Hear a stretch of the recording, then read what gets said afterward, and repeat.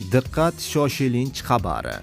Xalqqa Ramazon oyida bir martalik moddiy yordam beriladi.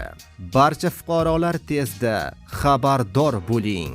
Aziz kuzatuvchilar, xabarlarimiz keng tarqalib, barcha fuqarolarga ham yetib borishligi uchun albatta like tugmachasini bosib qo'yishni unutmang. Like bosgan insonni Xudoyim doim qo'llasin. Diqqat qiling.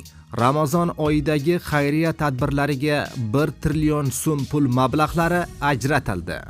Prezident Shavkat Mirziyoyev Ramazon oyida ehtiyojmand aholining ijtimoiy himoyasini yanada kuchaytirish masalalariga bag'ishlangan yig'ilish o'tkazdi. Mehr muruvvat tadbirlarini amalga oshirish uchun Vaf xayriya jamoati fondiga 750 milliard so'm hamda Ijtimoiy himoya milliy agentligi orqali 300 milliard so'm ajratilishi belgilandi. Mablag'lar hisobidan ehtiyojmand oilalarga bir martalik moddiy yordam ko'rsatiladi. Nogironligi bor shaxslarning davolanish va jarrohlik amaliyoti xarajatlari qoplab beriladi.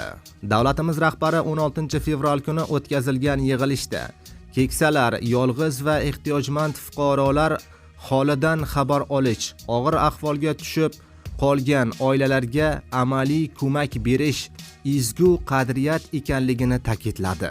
Yig'ilishda shu maqsadda ishlab chiqilgan Ramazon mehr muruvvat, ahillik va shukronalik oyi shiori ostida kompleks chora-tadbirlar to'g'risida axborot berildi. Ularni amalga oshirish uchun Vaf xayriya jamoat fondiga 750 milliard so'm hamda Ijtimoiy himoya milliy agentligi orqali 300 milliard so'm ajratilishi belgilandi. Ajratilgan mablag'lar hisobidan ehtiyojmand oilalarga bir martalik moddiy yordam ko'rsatilishi, nogironligi bor shaxslarning davolanish va jarrohlik amaliyotlarini amalga oshirilishi qoplab berilishi ko'zda tutildi. Prezident har bir mahallada ehtiyojmand oilalarni aniq va shaffof ro'yxatini shakllantirish, yordamlarni fuqarolarning dini, millati va ijtimoiy kelib chiqishdan qat'iy nazar teng va adolatli tarzda yetkazish shartligini alohida ta'kidladi. Bu bo'yicha mas'ul idoralarga bu borada qat'iy nazorat o'rnatishini topshirdi. Aziz do'stlar, xabarlarimiz keng tarqalib, barcha fuqarolarga yetib borishligi uchun albatta like tugmachasini bosib qo'yishni unutmang.